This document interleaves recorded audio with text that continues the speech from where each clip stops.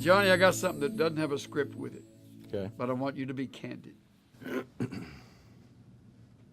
You've lost a daughter. Yes.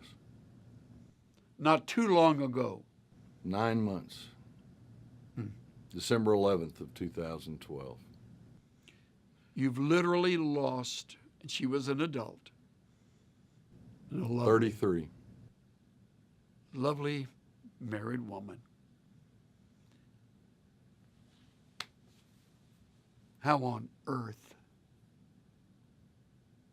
did you make it through that? Well, we're still making it through that. Yeah, it's a good answer. The initial call was a call that no parent ever wants to get. Because, see, in life, you expect to bury your grandparents. You expect to bury your parents. Of course you do. And even a spouse if you all live late in life. Yes. But you never expect to bury one of your children. So You got a call. got a call, and it ripped our hearts out. It ripped our guts out. But for me, I have to boil things down simply. But I was out on my porch a few months ago having coffee with the dogs before I went to work. And the Lord gave me this word picture that he impressed on my heart. He said, Johnny, there is a line. And on the right side of the line is that I am a sovereign God. I am holy. I am just. I am omnipresent. I'm omniscient. My book is perfect. My word is perfect. And I'm a God of love, grace, forgiveness, and understanding. On the left side of the line, it's all bad. It's not forgiving.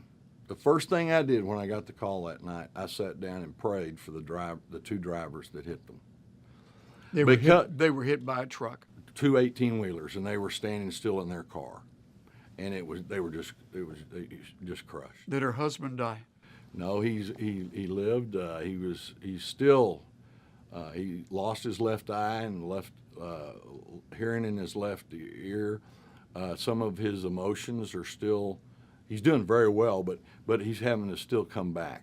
You know. Plus, he had to deal with the grief of knowing his wife. Yeah, well, he didn't even find out about it until a week after the funeral. Yeah. Because he was in a coma-induced Right. type thing because he broke 20-some-odd bones.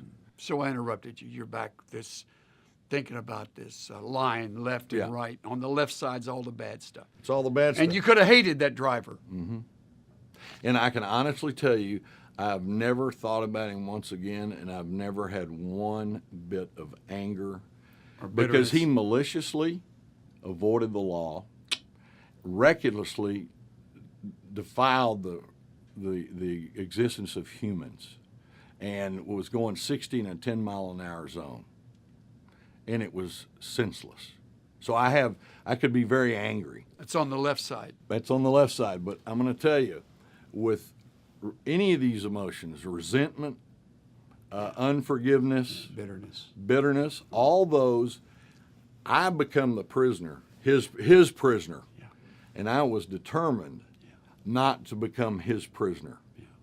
And, you know, I even prayed that it would have an impact on him because he was very non-emotional about the whole thing, and seemed to have a very kind of condescending attitude is what the patrolmen's told us. Talk about living on the ragged edge.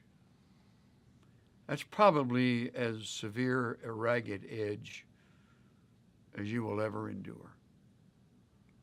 I hope it's, in this particular case, the only one. You know, your tendency is to overcome with fear for the existence of your other three children. Yeah. You know, Yeah. and it's inexplicable. And you cannot fight life Yeah. in the flesh. You've got to do it in the spirit, especially at tragic times like this. My daughter is dead. No more phone calls, no more hugs, no more. There's always an empty chair at every event. Man. That's hard to hear. That's really hard to hear. Yeah. But God has been very gracious probably, you said the day before, it was either the day of the funeral or the day before the funeral, that Chrissy will touch more lives through her death in this funeral than she would have while she lived on earth. And that is happening.